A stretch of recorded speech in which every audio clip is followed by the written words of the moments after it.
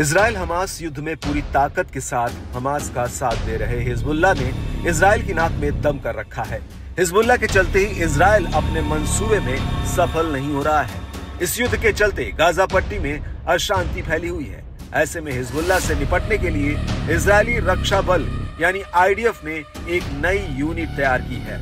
मंगलवार को जारी एक घोषणा में आईडीएफ ने लेबनान और सीरिया के साथ देश की बढ़ती शत्रुतापूर्ण सीमाओं के लिए हेरिम या माउंटेन नाम की एक यूनिट की घोषणा की है। आईडीएफ के 210वें डिवीजन के कमांडिंग ऑफिसर ब्रिगेडियर जनरल सियोन रेडजोन ने कहा कि नए ब्रिगेड की स्थापना उच्च गुणवत्ता वाली परिचालन प्रतिक्रिया प्रदान करेगी और लेबनान और सीरिया यानी दोनों मोर्चों पर एक साथ रक्षात्मक और आक्रामक परिस्थितियों में इजराइल को सक्षम बनाएगी। आईडीएफ की नई यूनिट की घोषणा के बाद हिजबुल्लाह ने प्रतिक्रिया दी और कहा कि वो इजराइल से किसी भी नए खतरे का सामना करने के लिए तैयार है। हिजबुल्लाह के एक प्रवक्ता के मुताबिक वो इजराइल को मिडिल ईस्ट में फैले संकट की प्राथमिक जड़ मानता है और ऐसे दुश्मन से हर तरह से निपटने के लिए वो तैयार है।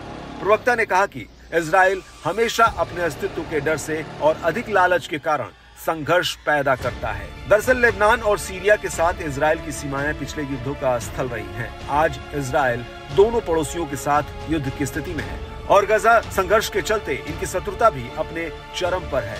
इसके अलावा भी कुछ अन्य मोर्चों पर युद्ध को लेकर चिंताएं बढ़ गई हैं। इससे पहले शनिवार को तेहरान में अपने सीरियाई समकक्ष के साथ एक बैठक के दौरान ईरानी रक्षा मंत्री ब्रिगेडियर जनरल मोहम्मद रजा अश्तियानी ने घोषणा की कि ईरान बार बार इजरायली घुसपैठ से अपने हवाई क्षेत्र की रक्षा करने के लिए सीरिया की क्षमता को बढ़ावा देने की योजना पर काम कर रहा है। इजराइल, हिजबुल्लाह और ईरान की तैयारियों को देखते हुए लगता है कि इजराइल फिलिस्तीन का युद्ध अभी और लंबा खींचेगा। अब ये युद्ध कहां जाकर थमेगा, इसके बारे में फिलहाल कुछ भी नहीं कहा जा सकता।